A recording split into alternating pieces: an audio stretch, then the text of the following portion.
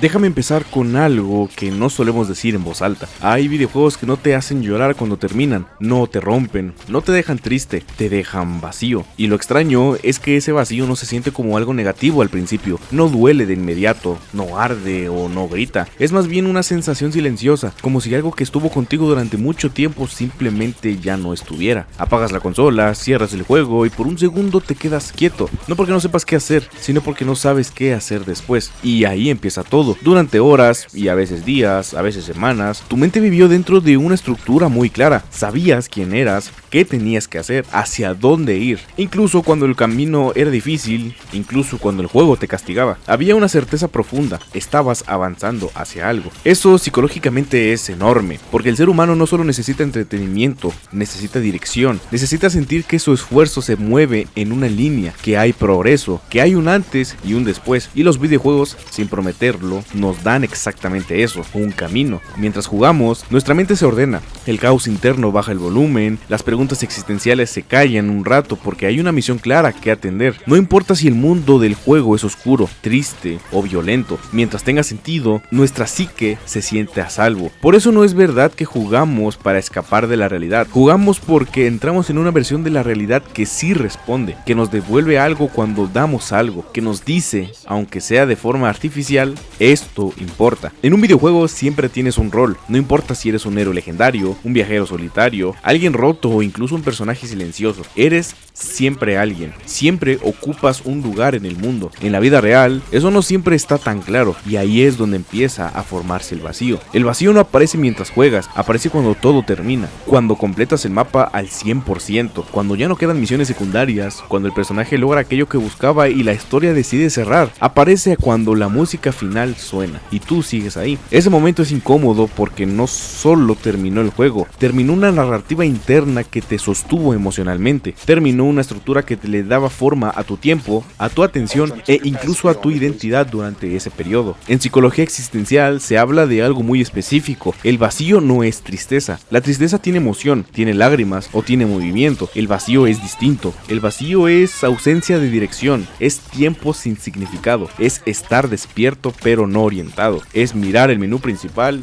sin presionar nada. Y aquí hay algo muy importante que casi nadie menciona. Muchos protagonistas de videojuegos sufren más que nosotros, pierden todo, atraviesan traumas, cargan culpas enormes, pero aún así siguen avanzando. No porque no les duela, sino porque saben por qué siguen avanzando. Nosotros los acompañamos porque, en el fondo, no envidiamos su fuerza, envidiamos su claridad, porque su dolor tiene contexto. En la vida real, muchas veces el dolor no explica nada, no enseña nada de inmediato, no te da experiencia ni puntos de habilidad, simplemente ocurre, y eso nos desarma. Por eso, cuando un videojuego nos ofrece un mundo donde incluso el sufrimiento tiene sentido, algo dentro de nosotros se acomoda, se siente entendido, se siente en casa, y cuando eso desaparece, el contraste es brutal. Por eso muchas personas saltan de un juego a otro casi sin pausa, no porque no sepan estar a solas, no porque sean inmaduras, sino porque el cerebro aprendió algo muy claro: vivir con propósito se siente mejor que vivir sin él. El vacío que queda no es por el juego, es por la falta de sentido que vuelve cuando se acaba. Aquí es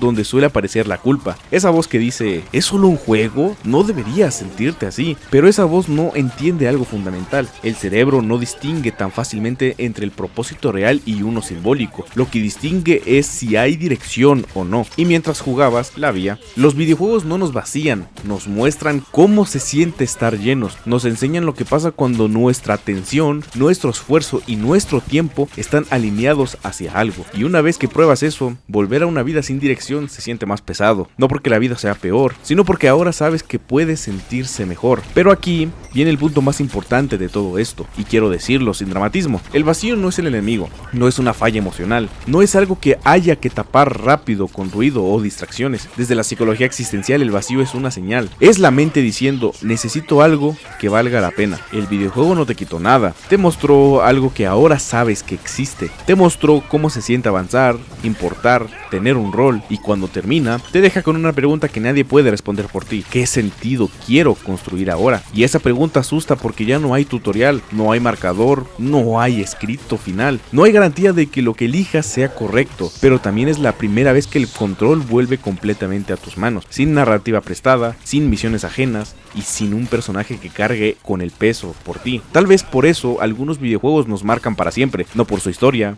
ni por su gameplay, sino por lo que te dejan cuando se van, porque nos obligan a mirar nuestra propia vida sin estructura, sin guión, sin objetivos claros, y preguntarnos si estamos avanzando hacia algo o solo moviéndonos por inercia. Si alguna vez terminaste un videojuego y sentiste ese vacío extraño en el pecho, no lo ignores, no lo minimices, no lo tapes inmediatamente con otro estímulo. Obsérvalo, entiéndelo, porque quizá no extrañas el juego, quizá extrañas sentir que tu vida iba hacia algún lugar, y esa sensación, aunque no venga con un mapa ni indicaciones, puede construirse. El juego termina, el silencio aparece, y ahí, justo ahí, empieza la parte más difícil, la que no viene diseñada, la que no tiene créditos finales, la que depende completamente de ti. Hay algo que casi nunca decimos cuando hablamos del vacío que dejan los videojuegos al terminar, algo que incluso a nosotros nos cuesta aceptar. Cuando un juego termina, no solo perdemos una historia, perdemos a alguien, y no siempre es una muerte literal, no siempre hay una escena final trágica, ni un sacrificio explícito, ni un momento diseñado para hacerte llorar. A veces el personaje simplemente cumple su misión y deja de existir, pero psicológicamente eso sigue siendo una pérdida. Durante horas ese protagonista fue más que un avatar, fue un cuerpo alterno, un punto de vista, una identidad prestada. Miramos el mundo a través de sus ojos, tomamos decisiones por él, cargamos con sus errores, con su cansancio y con su esperanza. Nos acostumbramos a ser alguien dentro de ese mundo, y cuando la historia termina, esa versión de nosotros desaparece. Eso también es duelo. En psicología, el duelo no solo ocurre cuando muere una persona real, ocurre cada vez que perdemos una identidad significativa, cuando algo que nos daba estructura, sentido o pertenencia deja de existir. Y eso es exactamente lo que pasa al terminar ciertos videojuegos. No estamos tristes porque el juego fue bueno, estamos de luto porque algo importante se fue. Por eso algunos finales no duelen por lo que muestran, sino por lo que quitan una forma de estar en el mundo, quitan una narrativa que nos sostenía, quitan un yo que tenía propósito, y el cerebro lo registra. Piensa que en cuántos videojuegos construyen toda su fuerza alrededor de una verdad incómoda, que el protagonista no puede volver a ser quien era, que el viaje lo cambia, que el final implica una pérdida irreversible. A veces el personaje muere, a veces se sacrifica, a veces se queda atrás, o a veces simplemente ya no tiene un lugar en el mundo una vez cumplida su misión. Narrativamente, esto no es crueldad, es honestidad, porque hay historias que solo tienen sentido si algo termina definitivamente. Y aquí ocurre algo muy humano: cuando el protagonista desaparece, el jugador también pierde su lugar. Ya no hay un cuerpo que habitar, ya no hay decisiones que tomar, ya no hay un mundo que recorrer. De repente, estamos solos. Ese momento posterior al final, cuando los créditos terminan y la pantalla se queda en negro, es un espacio extraño. No estamos dentro del juego, pero tampoco hemos vuelto del todo a la realidad. Es un limbo emocional, y ahí es donde el vacío se mezcla con el duelo. El duelo suele ser silencioso, no siempre se manifiesta como llanto. A veces es inquietud, a veces es confusión, a veces es esa sensación rara de no saber qué hacer con uno mismo. Exactamente lo que muchos sienten después de terminar un juego que los marcó. Por eso algunos jugadores se quedan mirando la pantalla sin moverse. No están procesando la historia, están procesando la pérdida. Están dejando ir a una versión de sí mismos que ya no existe.